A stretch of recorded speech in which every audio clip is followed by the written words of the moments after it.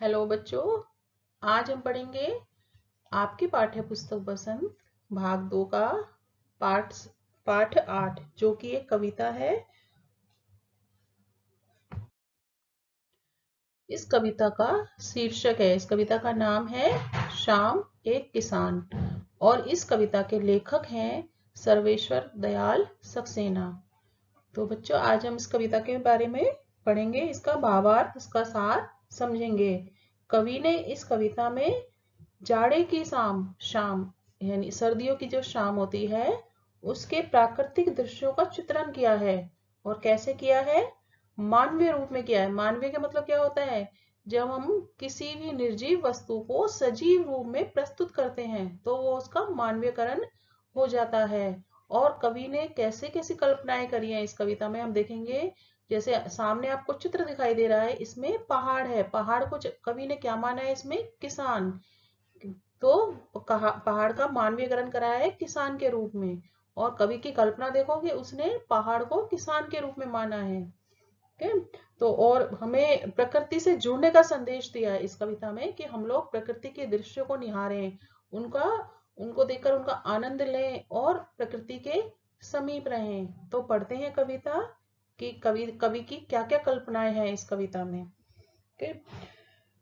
आकाश का साफा बांधकर आकाश का साफा बांधकर सूरज की चिलम खींचता बैठा है पहाड़।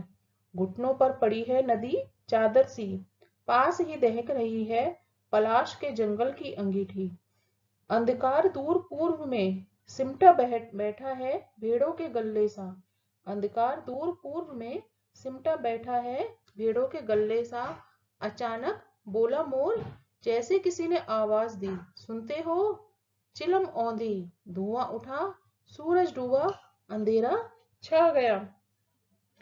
तो इस कविता में कवि कह रहा है, सामने चित्र में जैसा आपको दिखाई दे रहा है, कि कवि ने पहाड़ को बैठे हुए किसान की भांति दिखाया है।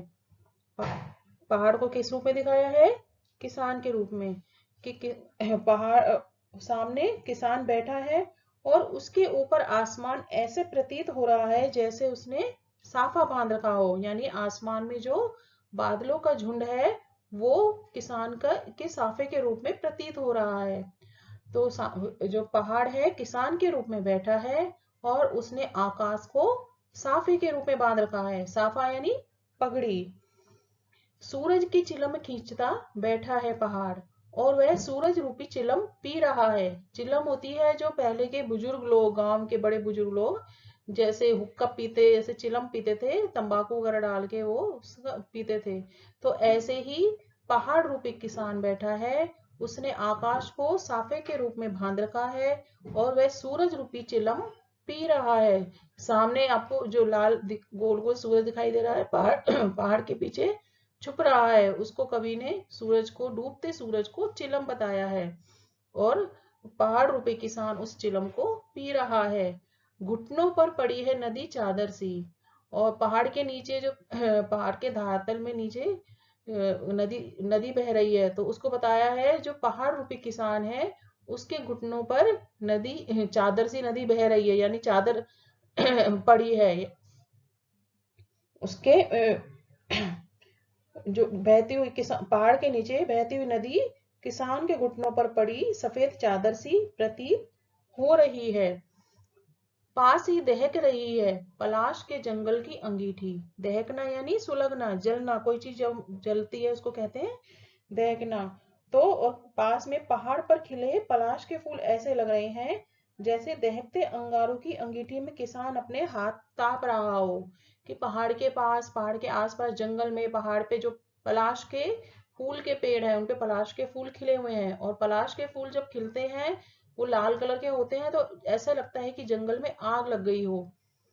तो इसलिए कवि ने कहा है पास ही दहक रही है यानी जल रही है पलाश के जंगल की अंगीठी। कि जंगल में, पहाड़ पे पलाश के फूल खिल रहे हैं और वो अंगीठी के समान उनको बताया है और किसान उनमें अपने हाथ ताप रहा है। अंधकार दूर पूर्व में सिमटा बैठा है भेड़ों के गल्ले सा। पूर्व दिशा में गहराता अंधेरा झुंड में बैठी भेड़ों के समान प्रतीत हो रहा है। क्योंकि सूर्य है जो पश्चिम दिशा में अस्त होता है और उदय होता है यानी निकलता है पूर्व दिशा में, तो शाम को पश्चिम दिशा में आ जाता है। तो पूर्व दिशा से अब पश्चिम में आया तो पूर्व दिशा में क्या हो गया, अंधकार हो गया। तो उस अंधकार को किसके समान बताया है कवि ने, कि जो पूर्व दिशा में गहराता हुआ अंधेरा ऐसा लग रहा है जैसे झुंड में बैठी भेड़ हो। इस तरह जो सारा ये जो प्राकृतिक दृश्य हो रहा है बिल्कुल शांत वातावरण में हो रहा है। जाड़े की जो शाम होती है वैसे भी उसमें बहुत शांति होती है, सब कुछ शांत शांत होता है।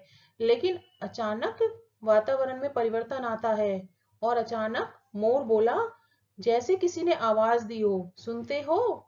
जैसे ही मोर बोला, जो वातावरण में परिवर्तन आता है, एकदम मोर बोलता है तो ऐसे लगता है मानो कोई आवाज लगा रहा हो कि सुनते हो, कि जैसे वो कह रहा है कि शाम हो गई है।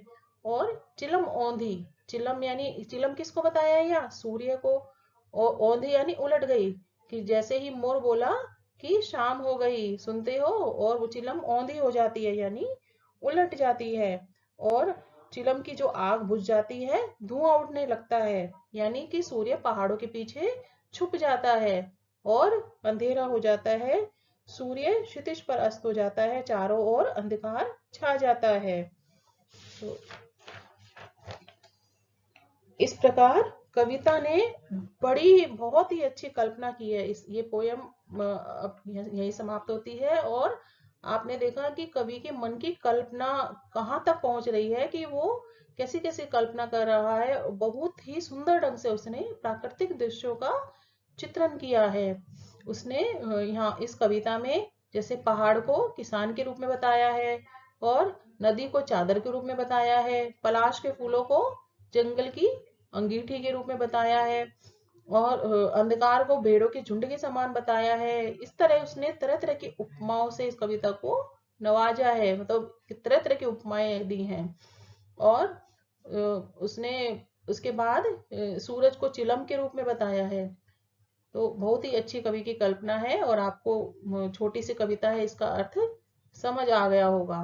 कि अगले वीडियो में हम फिर मिलेंगे इस पाठ के प्रश्नोत्तर के साथ। Okay student.